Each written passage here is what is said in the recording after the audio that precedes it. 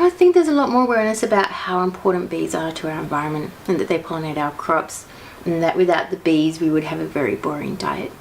When I was younger and I travelled to bee clubs, it was a male-dominated industry, mainly farmers and things like that. I was pretty much asked to make the tea, whereas now in the bee clubs it's a really strong female influence, and it's also generational, so you get really young kids to older people, and there's no typical beekeeper in a bee club anymore.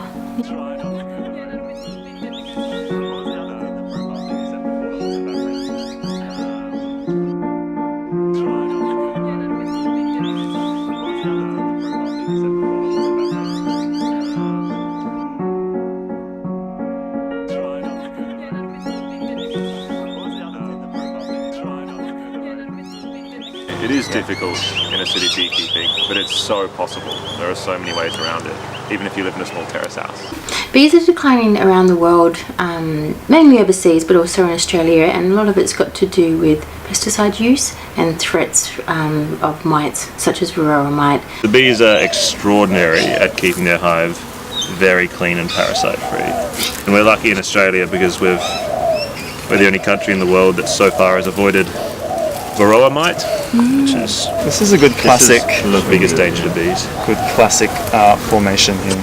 So you can see here, along the side and the top, that's all honey, capped honey. Bees are very specific about which flora sources they go to. They like to go to one source until it runs out, and then other ones. And when you open up the beehive and take out a honeycomb frame, sometimes you get like a sunset of different honey flavours. Beekeeping is dying. All over the world. I think there's a 20% loss in beekeepers. The more hives we have, the better.